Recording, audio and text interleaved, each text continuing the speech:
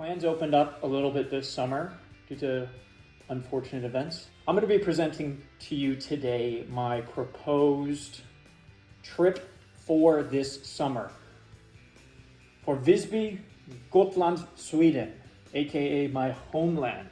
Now, the dates that I will be going or plan to go are July 13th through July 27th of this year. This is also known as week 29. It's the 29th week of the year. The destination, right? We are talking, of course, about Sweden, Visby, Gotland. Visby is the city, and Gotland is the island. So, first things first, right, Stockholm is the capital of Sweden. I anticipate that we'll probably spend at least a day there, maybe 2 days. So Sweden sits in Northern Europe and is known for its breathtaking landscapes, its dense forests, thousands of lakes, and a stunning coastline. Now, this is a country that blends Viking history with modern Scandinavian design and famously high quality of life. Now, Sweden enjoys long summer days with near endless daylight, in specifically July, right? Now, it's perfect for outdoor adventures, beach clubs, late night socializing, lots of fun stuff, right? Lots to do in Stockholm, Sweden. We'll be there for a couple days. But the true end destination here is Visby, Gotland, all right? Now, this is where my family is actually from. So, Visby is Sweden's largest island, located in the Baltic Sea. Now, if you'll notice here, this is Sweden, here you've got Gotland. Its capital, Visby, is a World Heritage Site. It's a walled medieval city that turns into the party capital, this side here, party capital of Scandinavia every summer. Now, every July, the island transforms. It's typically a population of around 60,000 people, very rural. The island transforms into a social hub for tons of young adults all around Northern Europe, right? The Baltic Sea, as you can see, right here, sits in between Finland, Denmark, Poland, Germany, Estonia, blah, blah, blah, whatever. All of these countries all aggregate to this island here and essentially just throw a rave of a week with outdoor bars, festivals, and it makes it one of the most sought out after summer destinations in all of Europe during this 1 week. Now, here's some quick fun facts, and just blow through these. I don't want this video to be too long. Stockholm, it's built across 14 islands. It has been nicknamed Venice of the North. It actually has over 30,000 islands within the city, making it the most island-dense city in the world. It's 30,000 islands in the archipelago. Now, the metro doubles as an art gallery, pretty cool. Fika, you'll hear a lot about Fika. This is a coffee, pastry pause in the schedule. Swedes take it once, twice, every single day. And of course, we get up to 18 hours of daylight in June. Twilight winter so late, but it barely gets dark in the evenings. Now, one cool kind of sightseeing thing, this is for you Oz, there is a very famous warship. It's called the Vasa warship, and it is essentially just the Black Pearl. It sank on its maiden voyage, meaning it was its first voyage ever, in 1628, after sailing just 1 mile. It was the King's Crown Jewel, and now it's Scandinavia's most visited museum. It's held intact, very, very cool. And Visby, right? This is called the City of Roses and Ruins. Rose-covered cottages, beside dramatic medieval church ruins. It's a 13th century city wall that stretches 2.2 miles and still has dozens of towers. It's one of Europe's most intact castles / castle city in the world. There was a really cool battle there in 1361. It was called the Battle of Visby. So there are tons of mass graves across the island, Viking graves.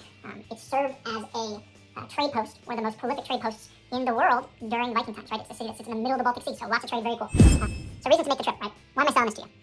Stockholm's Vecka. This is week 29. Now, this is the most famous week on the island. Every summer, the island floods with Swedes, not only Swedes, Spaniards, Germans, blah, blah, blah, you name it. All these really, really rich kids and their families, etc., whatever. They come for this particular week and just throw a bunch of parties, go out all night, blah, blah, blah. Awesome fucking week. That's what we're planning this trip around. Now, one of the venues in particular that we're going to talk about here a little bit is Kallis Beach Club. Recently rebranded, bought by a big private equity firm, and they basically transformed it. It was awesome before, it's even better now. It's one of Gotland's most iconic summer spots. Sun-drenched vibes, cocktails, Baltic Sea. We'll see some more pictures here in a moment. That's going to be one of our #1 destinations for the trip. Now, Swedish women, right, no further explanation needed. You're welcome. Medieval Visby. So Visby, really, really, really cool city. Nowhere else like it in the world. Cobblestone streets within 13th century walls. It's a World Heritage City that also somehow throws these incredible parties in these, nearly 1,000-year-old churches and bars and etc. Now, here's the big deal, right? I've got lots of family on the island. My parents just recently built a house. That means that we have free accommodation, lots of local tips, and got multiple places all over the island. We're going to check out more spots than just Visby, so there are those options. And then, of course, the endless summer days, right? Really, really cool summer trip. So, Stockholm's Vecka. Right, we got a couple pictures here on the right-hand side. This is, tens of thousands of Stockholmers descend on Gotland. I mentioned that that's typically 60,000 people. I think during Stockholm's Vecka, it shoots up to 100,000, maybe 110,000, so almost twice as many people. Beach by day, clubs by night, clubs by day. Kallis, Munkkällaren, Gyltekällaren, and Panorama Run. Full throttle all week. All these places are just booming the whole week. We don't really have a single agenda, right? The whole city pulses, spontaneous plans become all-nighters. Something's always happening within the city. And the dress code culture is real, right? This is very much a Euro vibe, right? So think themed events, white fits. People show up looking like they're in a campaign shoot, right? So bring your nicest fit, want to look Euro. Unless you want to stand out as an American, right? Swedes love Americans. Kallis Beach Club, right? I'm not sure if you can see these two pictures here. There are 3 different, there are 4, but there are 3 that I care about the most that I want to go to. They have 3 DJs showing up to this essentially beach club. It's one of the greatest beach clubs in all of Europe. Northern Europe, let's say. Friday is what's called the White Lotus Affair. They have this DJ Moe and Chandon. I don't know. Sounds French. Actually, I don't think they've released the DJ yet. I don't know what that is. That might be who it's like being hosted by. Anyways, White Party, awesome. I've seen lots of videos, never been, have always wanted to go. Looks incredible. That's Friday. Saturday is the Gold Sand Soiree. Now, same idea, but I picture more of a beige/gold fest. That's new. Typically it was a pink party, but that sounds very cool. And then Wednesday. So Wednesday is this guy, Bedouin. He is Afro House. I know not all of you are into it. I, for one, am. I would love to go to this. It is a sunset set. So these are day parties. That's going to be a sunset set. Now, this is $30 for a ticket, right? Incredibly cheap. These are both $60. You know, not as bad, right? You're getting a full DJ set, $60. Can't complain. Things in Sweden are going to be a lot more cheap than there in the US, so your money is going to go a long way. And last but not least, right? This is always the biggest thing. It is expensive to fly to Sweden. It's a long trip. It's an island. However, I've been doing some research, and there is a deal going on right now, specifically with Amex. Now, I'm sure there are with other credit card companies. If you have an Amex, though, there is a trip right now, or rather a 1-to-1 points that you can sign up for with Flying Blue Miles. It's a 1-to-1 with Amex. Round trip is 37,000 points, right? There and back, 37,000 points.